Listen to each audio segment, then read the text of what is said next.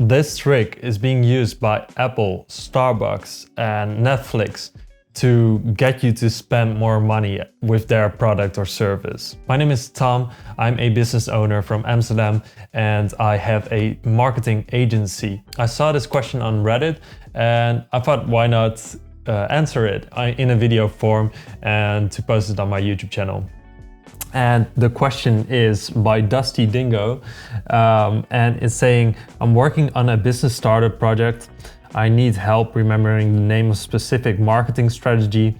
I only remember the example used when I learned about it in school a few years ago. It's a pricing strategy used by Apple for their iPhone products.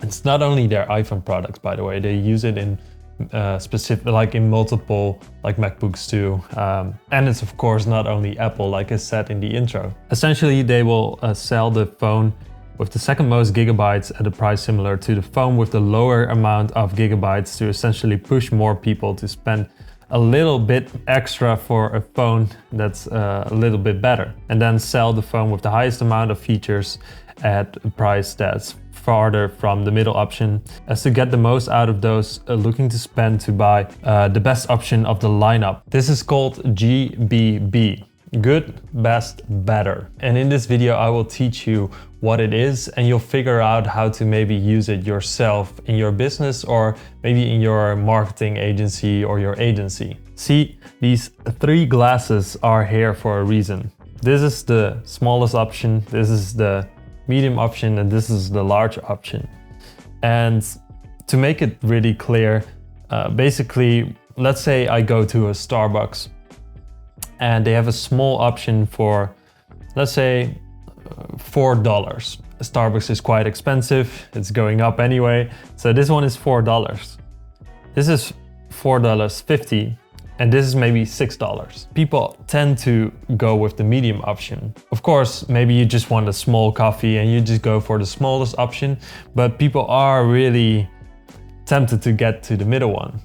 And what would be the alternative? Let's say I get these away.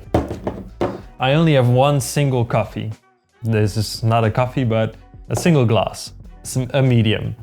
And let's say I offer you this, then the only option is to say yes or no. So not only does the perceived value of the middle option will be better by introducing a large option and a small option, it also gives people a choice. A choice where they can choose between two other options instead of a yes or a no. Starbucks uses this in a small, medium or large, but Apple uses this in another way. It could be a smaller laptop, a medium laptop, and a larger laptop, but it could also be in options. A MacBook Air, MacBook Pro, or an iPhone, a normal iPhone, then an iPhone Pro, or an iPhone with 64 gigs and one with 128 gigs. And Netflix does exactly the same.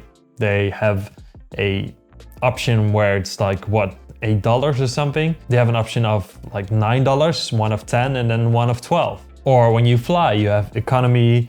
As most of us during COVID, I haven't flown.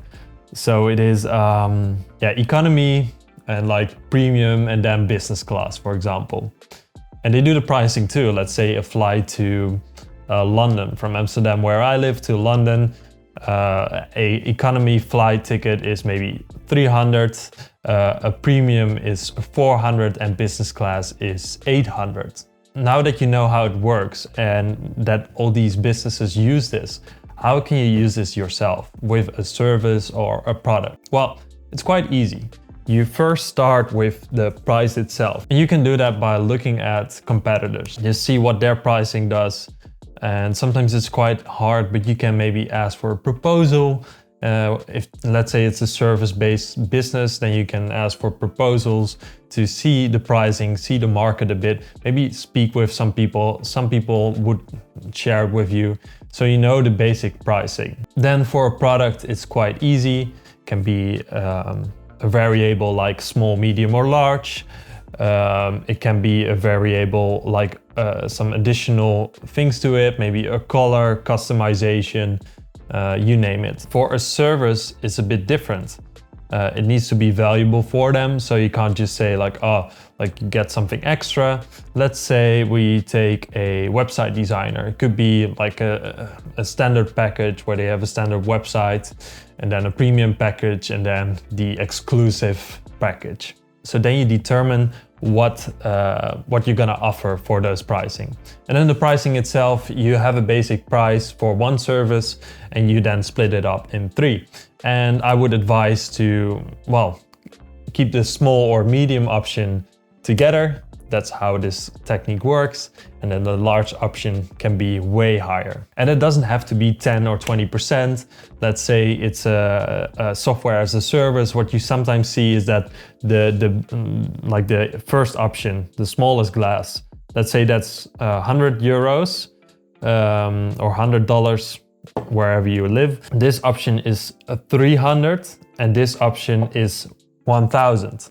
So it doesn't have to be like a small step in the sense of the scale. It can be like 3 times. So this option is 3 times and this option is maybe almost 4 times, 4 times the medium. But still 100 to 300 a month, that option looks quite similar, especially when you compare it to the option of 1K or 1100 or 1200 a month. And this is what you see, like software as a service companies, they use this technique. And even when I go to the local coffee store here in Amsterdam, they have the same option. And I fall for it. And I don't think it's necessarily bad because this medium option is still a good option. And sometimes I just want the small or sometimes I just want the large. But it's nice to have options, and I think it's really smart to consider using the GBB, the good, better, best technique. If you have more examples that I didn't say in this video, please let me know in the comments below. I would love to talk about it. Don't forget to subscribe to see more videos like this, and then I'll see you next time. Bye.